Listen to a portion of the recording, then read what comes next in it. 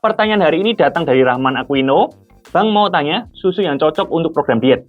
Nah, kalau kamu lihat di pasaran memang susu itu ada berbagai macam jenis ya. Ada susu full cream, ada susu low fat, ada susu skim. Mungkin kamu juga pernah dengar ada yang namanya susu protein, biasa dipakai sama orang-orang gym seperti itu. Mungkin kamu juga pernah lihat nih atau ditawarin gitu ya, susu yang harganya agak mahal. Ada yang sampai belasan juta, katanya bisa membantu penurunan berat badan untuk menggantikan makan seperti itu. Nah, kita akan bahas semuanya di video kali ini. Susu yang cocok buat diet itu seperti apa?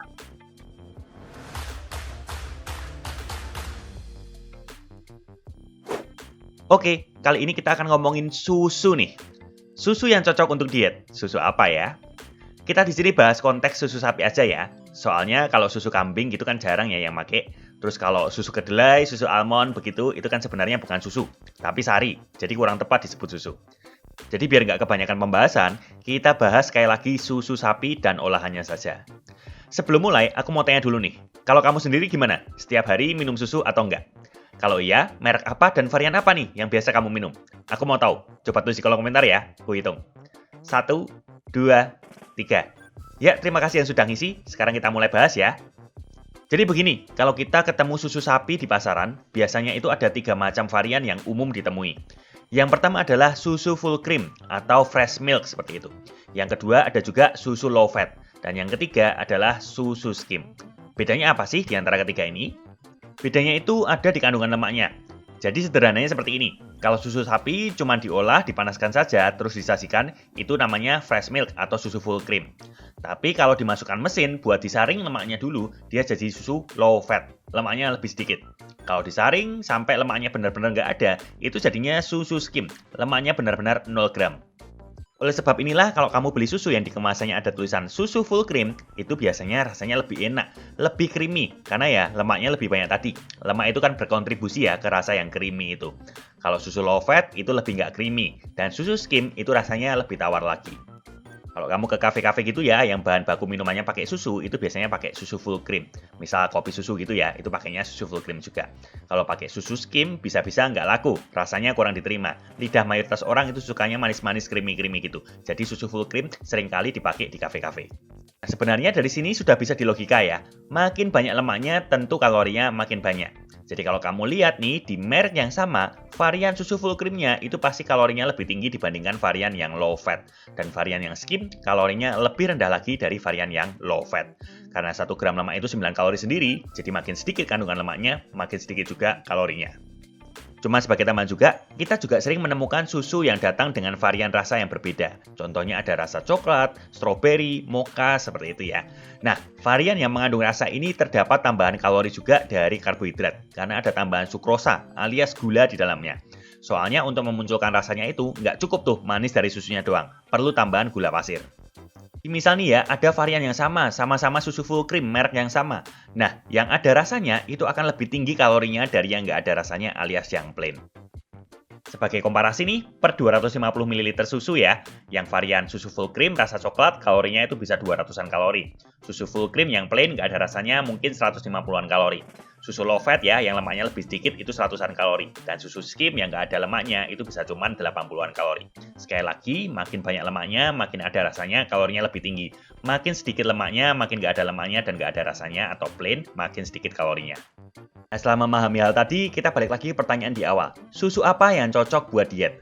Nah, sebenarnya pertanyaannya agak kurang jelas ya, karena diet itu bisa macam-macam nih. Menurunkan berat badan itu juga diet, menambah berat badan itu juga diet. Sekedar menjaga pola makan agar tetap sehat itu juga diet.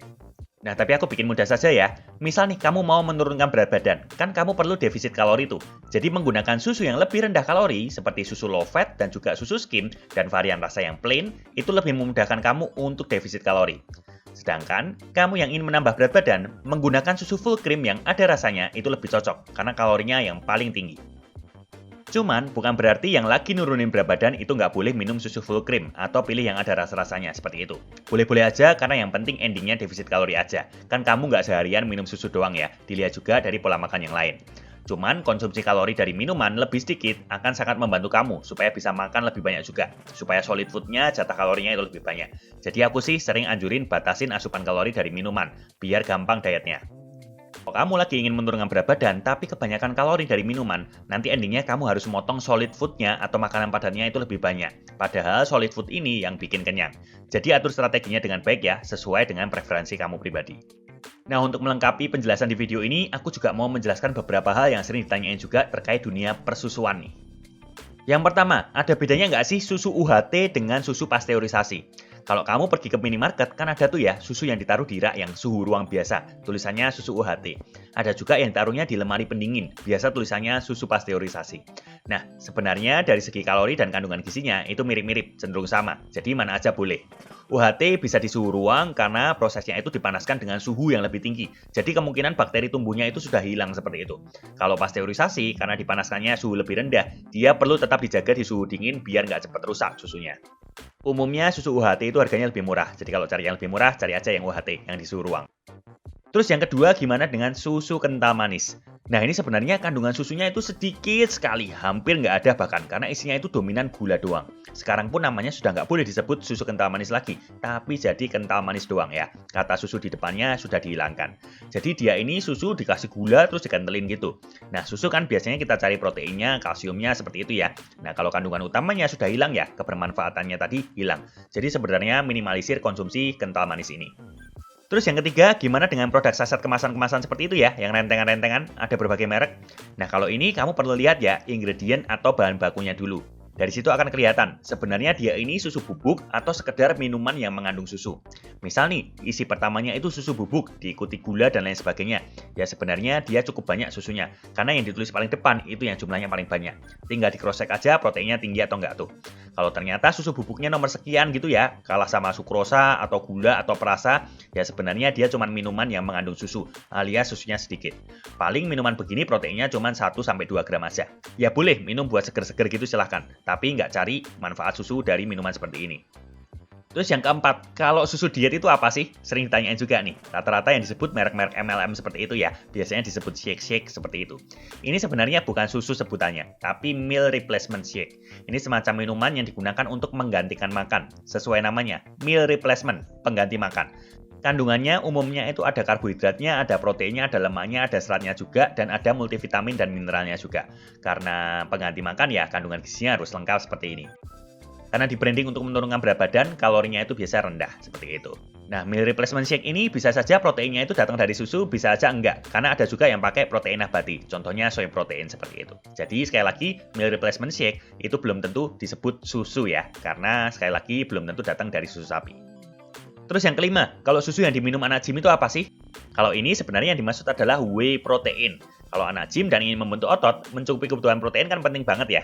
Nah, kadang kalau dari makanan saja itu nggak gampang. Makanya banyak dari mereka minum whey protein ini. Whey protein ini juga merupakan dairy product alias turunan susu. Cuman isinya sudah benar-benar dominan tinggal protein aja. Misalnya ya, susu biasa seperti itu, 120 kalori, paling proteinnya cuma 6-8 gram aja. Karena karbohidrat dan juga lemaknya masih banyak. Nah, whey protein ini 120 kalori bisa dapat 20 graman protein. Jauh lebih tinggi, 2,5 kali lipat proteinnya lebih banyak daripada susu biasa. Karena tadi fat dan juga karbohidratnya sudah tinggal sedikit. Kalau berusaha memenuhi kebutuhan protein dari susu biasa, selain nanti kalorinya jadi kebanyakan, seperti itu ya, selain itu bisa juga perutnya jadi agak mules, karena laktosanya dari susu biasa itu masih banyak. Sedangkan di whey protein, laktosanya sudah diminimalisir, bahkan tidak ada. Terus yang keenam, susu itu sebenarnya sehat nggak sih? Kan ada yang bilang ya kalau susu sapi itu nggak sehat, ada juga yang bilang kalau susu itu sehat. Aslinya yang benar yang mana nih? Menurut saya, susu sendiri itu minuman yang bergizi kok, jadi cocok-cocok aja dimasukkan ke pola makan sehat kamu. Susu kaya akan protein, kalsium, vitamin B, fosfor, kalium, dan seringkali difortifikasi juga dengan berbagai vitamin dan mineral, contohnya seperti vitamin D, yang banyak orang kurang juga. So, konsumsi susu boleh banget selama kamu tidak laktos intoleran atau tidak alergi protein susu. Di satu sisi, haruskah kita minum susu? Enggak sebenarnya. Pedoman negara kita sudah bukan 4 sehat 5 sempurna lagi. Dulu kan biar sempurna itu harus ada yang nomor 5, susu gitu ya. Nah sekarang sudah nggak gitu lagi patokannya.